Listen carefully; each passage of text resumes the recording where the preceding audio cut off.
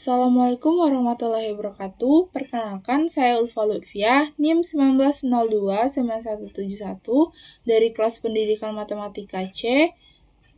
Di sini saya akan menjelaskan tentang media interaktif, materi sistem persamaan linear dua variabel dengan menggunakan metode substitusi.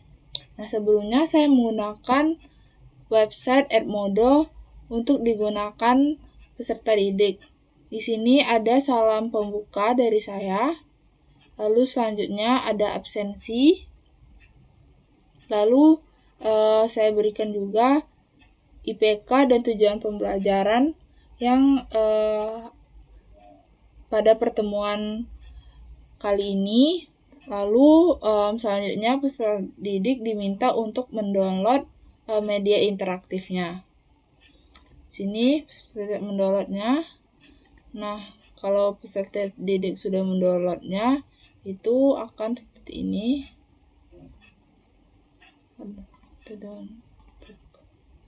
seperti ini. Nah, ini adalah tampilan awal dari media interaktifnya. Di sini ada welcome, terus ada pengembangnya itu saya.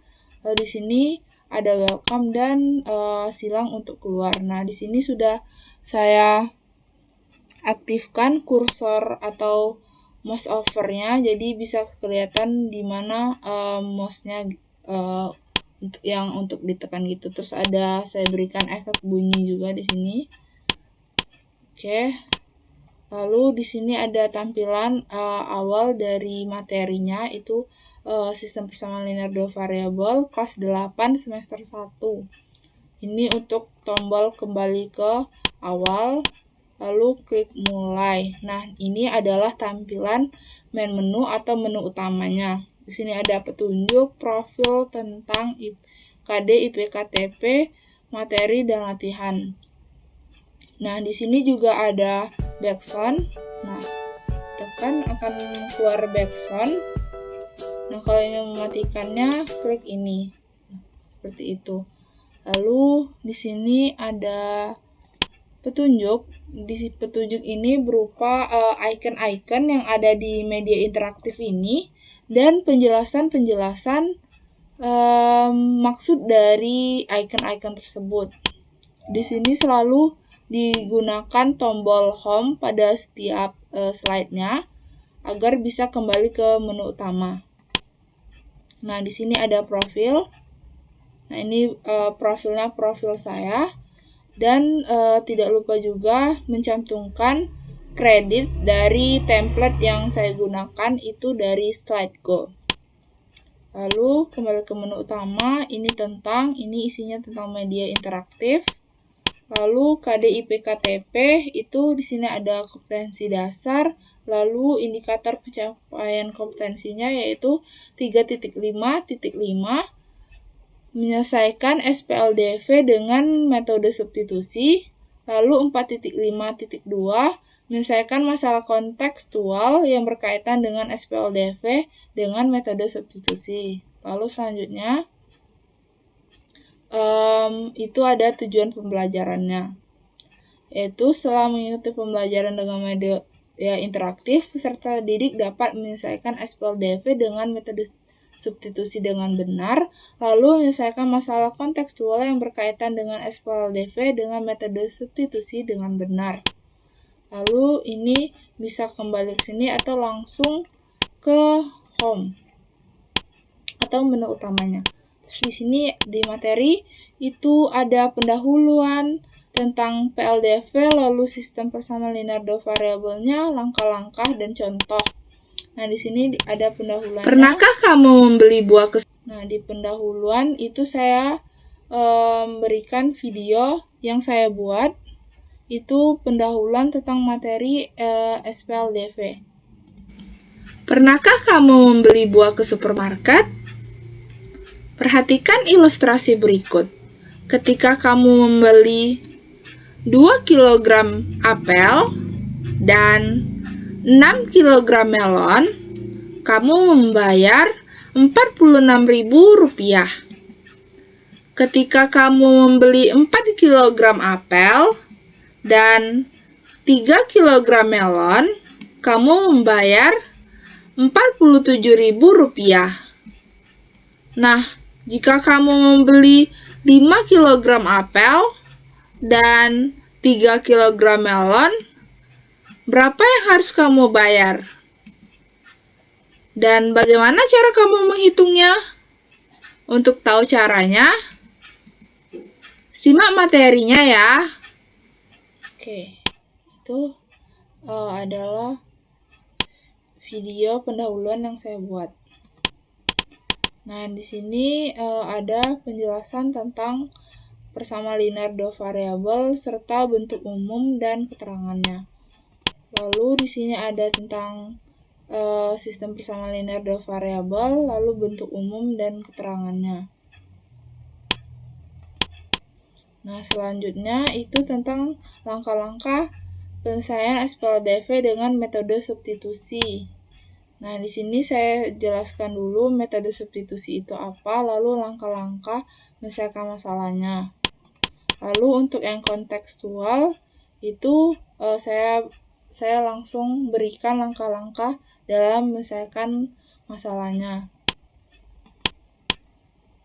Di sini ada contohnya. Nah, di sini pertama contoh SPLDV-nya. Nah, ini di sini pembahasannya itu dengan menggunakan metode substitusi itu seperti ini. Terus di bawahnya adalah kesimpulan dari penyelesaian masalahnya. Lalu selanjutnya juga sama, terus di sini ada pembahasannya juga. Lalu untuk penyelesaian masalah kontekstualnya itu juga ada. Ini. Dan di bawahnya juga itu adalah kesimpulan dari penyelesaian masalahnya. Nah, di sini saya memberikan 3 contoh soal. Lalu kembali ke menu. Nah, di sini setelah contoh itu kita bisa kembali ke menu utama. Di sini saya berikan latihan kepada peserta didik. Nah, di sini latihannya itu yang pertama tentang SPLDV-nya dulu. Itu misal kita jawab A. Nah, kalau salah akan muncul animasi seperti itu serta ada efek suaranya juga. Kalau misal B, nah ini salah juga. Nah, kalau benar itu seperti ini. Akan ada efek applause seperti itu, terus animasi seperti ini. Nah, peserta didik bisa langsung next atau bisa melihat pembahasannya. Ini next, lalu di sini juga sama soalnya. Terus ini yang soal ketiga udah membahas tentang SPLDV, permasalahan kontekstual yang berkaitan dengan SPLDV. Nah, ini juga ada pembahasannya. Terus ini next. Ini soal keempat sama seperti tadi. Kalau misalnya salah itu akan efek kayak gitu. Terus nah, ini kalau peserta didik mau melihat pembahasannya atau biar peserta didik bisa menyamakan jawaban yang dia buat. Lalu ini soal kelima. Nah, di sini saya membuat 5 soal latihan untuk peserta didik. Nah, untuk keluarnya tinggal klik tanda silang ini. Nah, selanjutnya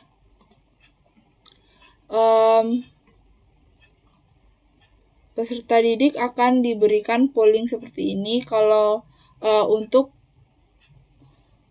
memastikan peserta didik itu paham atau tidak, jadi diberikan pertanyaan sudah paham atau belum sebagai evaluasi bagi saya. Kalau belum paham mungkin ada suatu kesalahan di saya seperti itu. Lalu selanjutnya untuk kuisnya akan saya berikan melalui Edmodo. Nah, di sini ada 10 soal dan waktunya itu 90 menit. Nah, untuk mengujinya, saya sudah gunakan akun yang lain. Nah, misal kita tag kuis. Nah, di sini saya sebagai siswa misalnya, kita tag kuis. Nah, di sini ada pertanyaannya. Oke, kita next. Misal kita jawab acak aja. Kita jawab A atau B atau ini. Kita jawab aja.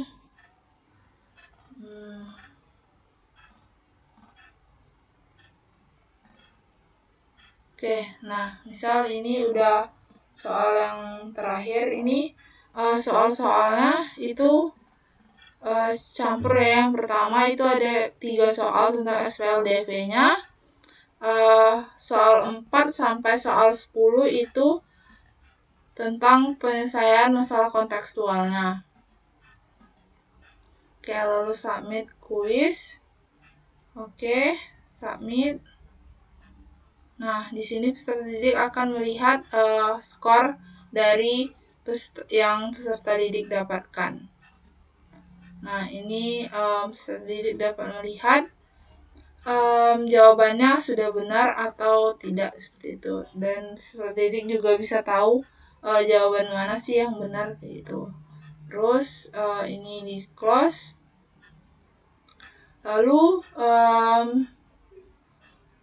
karena ini kuisnya multiple choice atau pilihan ganda, jadi kita tidak tahu nih peserta didik itu bisa nggak menyelesaikan SPLDV menggunakan metode substitusi. Nah, sehingga saya buatkan juga kolom untuk pengumpulan jawaban yang disertai langkah-langkah. Nah, jadi di sini peserta didik juga harus memberikan langkah-langkah jawabannya dan dikirim setelah mereka mengerjakan kuisnya. Seperti itu. Di sini juga ada peringatan kalau jawaban yang akan diakui itu adalah jawaban pada pengumpulan jawaban kuis di sini, karena kita akan menguji tentang SPLDV menggunakan metode substitusi sendiri, kan.